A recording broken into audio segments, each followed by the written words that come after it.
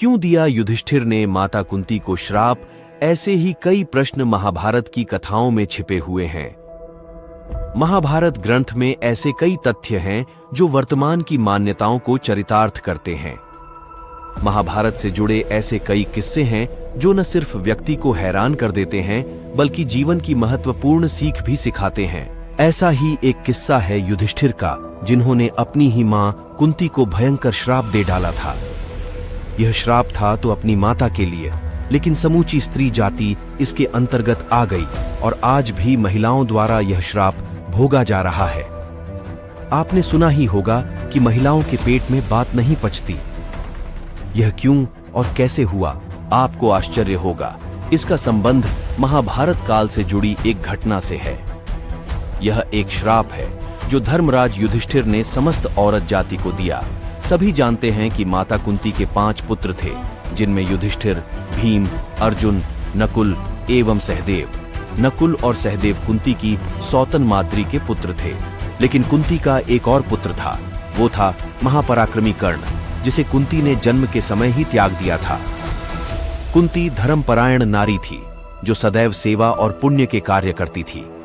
एक बार उन्होंने सच्चे दिल से आशी दुर्वासा की सेवा की, जिससे प्रसन्न होकर आशी दुर्वासा ने उन्हें एक मंत्र दिया, जिसके प्रभाव से कुंती जिस भी देवता से संतान प्राप्ति की इच्छा रखेंगी उसे प्राप्त होगा और इससे कुंती के कौमार्य पर कोई हानि ना होगी। यह आशीर्वाद प्राप्त कर कुंती जब अपने राज्य महल आई, उसके मन में विचार आया कि क्यों न इस मंत्र का प्रयोग करके देखे, और उसने सूर्य देवता का आह्वान किया, जिसके फलस्वरूप उन्हें कर्ण की प्राप्ति हुई।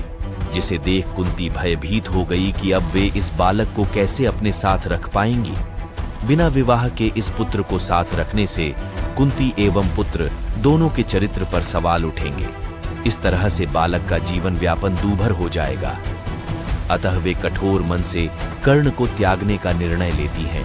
कई वर्षों बाद कर्ण जब युवा होता है, दुर्भाग्यवश उसकी मित्रता दुर्योधन से हो जाती है और वे महाभारत के इस प्रचंड युद्ध में अपने ही सगे भाइयों के विरुद्ध लड़ता है।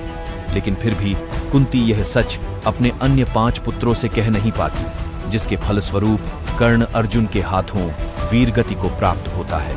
जिसकी खबर मिलने पर कुंती दौड़ती हुई रणक्षेत्र में आती है और युधिष्ठिर से कर्ण का अंतिम संस्कार करने कहती हैं, जिस पर कर्ण कुंती से इसका कारण पूछते हैं। तब कुंती सभी को पूरा सच बताती है, जिससे दुखी होकर युधिष्ठिर अपनी माता कुंती को श्राप देते हैं कि जिस सत्य को छिपाने से भाई के हाथों भाई की मृत्यु हुई, ऐसे सत्य कभी कोई नारी जाति अपने भीतर छिपा नहीं पाएगी। तभी से यह कहा जाता है कि कभी किसी नारी के पेट में कोई रहस्य नहीं रह सकता। लोक लज्जा के कारण कुंती ने ऐसा त्याग किया। बेटे के सामने होते हुए भी वो उसे अपना ना सकी और भाई के हाथों का भाई का वध हुआ। ऐसी ही रोचक कथाओं से सजा हुआ है महाभारत का इतिहास। ऐसी ही जानकारी के लिए हमारे चैनल को लाइक और सब्सक्राइब जरूर करें। परशुराम ने कर्ण को क्या और क्यों शाप दिया, आइए जानते हैं। महाभारत काल में युद्ध कला में सिर्फ मल्ल युद्ध ही नहीं होता था, बल्कि सभी तरह के शस्त्रों को चलाना भी सिखाया जाता था। इसमें खास रूप से तीरंदाजी पर जोर दिया जाता था। कर्ण जानता था कि परशुराम सिर्फ ब्राह्मणों को अपने शिष्य के रूप में स्वीकार करेंगे। सीखने की चाहत में उसने एक नकली जनेऊ धारण किया और एक ब्राह्मण के रूप में परशुराम के पास चला गया। परशुराम ने उसे अपना शिष्य बना लिया और वो सब कुछ सिखा दिया जो वे जानते थे। कर्ण बहुत जल्दी सीख गया। किसी भी अन्य शिष्य में उस तरह का स्वाभाविक गुण और क्षमता नहीं थी। परशुराम उससे बहुत खुश हुए। उन दिनों परशुराम काफी बूढ़े हो चुके थे। एक दिन जंगल में अभ्यास करते समय परशुराम बहुत थक गए। उन्होंने कर्ण से कहा वे लेटना चाहते हैं। कर्ण बैठ गया ताकि परशुराम कर्ण की गोद में अपना सिर रख पाएं। फिर परशुराम सो गए। तभी एक खून चूसने वाला कीड़ा कर्ण की जांघ में घुस गया और उसका खून पीने लगा।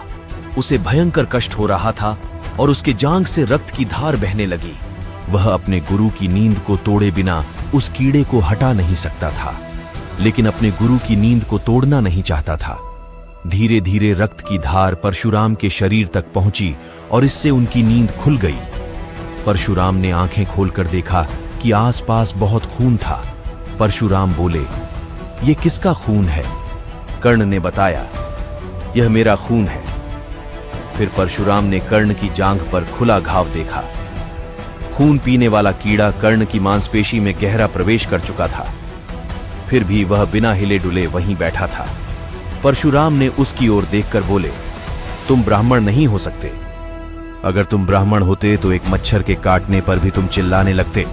इतना दर्द सहकर भी स्थिर बैठे रहना, ऐसा तो कोई क्षत्रिय ही कर सकता है। कर्ण बोला, हां, मैं ब्राह्मण नहीं हूं, कृपया मुझ पर क्रोधित ना हो। परशुराम अत्यधिक क्रोध से भर गए। वे बोले, तुमको क्या लगता है, तुम एक झूठा जनेऊ पहनकर यहां आ सकते हो और मुझे धोखा देकर सारी विद्या सीख सकते हो? मैं तुम्हें श्राप देता हूं। कर्ण बोला, हां, मैं एक ब्राह्मण नहीं हूं, पर मैं क्षत्रिय भी नहीं हूं। मैं सूत पुत्र हूं। मैंने बस आधा झूठ बोला था। परशुराम ने उसकी बात नहीं सुनी। उस स्थिति को देखते ही वे सत्य जान गए कि कर्ण एक क्षत्रिय है। वे बोले, तुमने मुझे धोखा दिया है। जो कुछ मैंने सिखाया है तुम उसका आनंद ले सकते हो, पर जब तुम्हें इसकी सचमुच जरूरत होगी तब तुम सभी मंत्र भूल जाओगे जिनकी तुम्हें जरूरत होगी, और वही तुम्हारा अंत होगा। कर्ण उनके पैरों में गिरकर दया की भीख मांगने लगा। वह बोला, कृपया ऐसा मत कीजिए। मैं आपको धोखा देने की नीयत से नहीं आया था। बस मैं सीखने के लिए बेचैन था और कोई भी सिखाने के लिए तैयार नहीं था। सिर्फ आप ही अकेले ऐसे इंसान हैं जो किसी ऐसे को सिखाने के लिए तैयार हो जो कि क्षत्रिय न हो।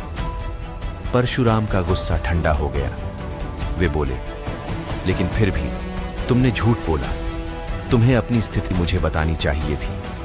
तुमको मुझसे बात करनी चाहिए थी, पर तुम्हें कभी झूठ नहीं बोलना चाहिए था। मैं श्राप वापस नहीं ले सकता, पर मैं देख सकता हूं कि तुम्हारी महत्वाकांक्षा राजपाट पाने या शक्तिशाली होने की नहीं है। तुम सिर्फ यश चाहते हो और तुम्हें यश मिलेगा। लोग हमेशा तुम्हें एक यशस्वी योद्धा की तरह याद करेंगे, पर तुम्हारे पास कभी शक्ति या साम्राज्य नहीं होगा और तुम कभी महानतम धनुर्धर के रूप में भी नहीं जाने जाओगे। पर तुम्हारा यश हमेशा बना रहेगा, जो कि तुम्हारी चाहत भी है।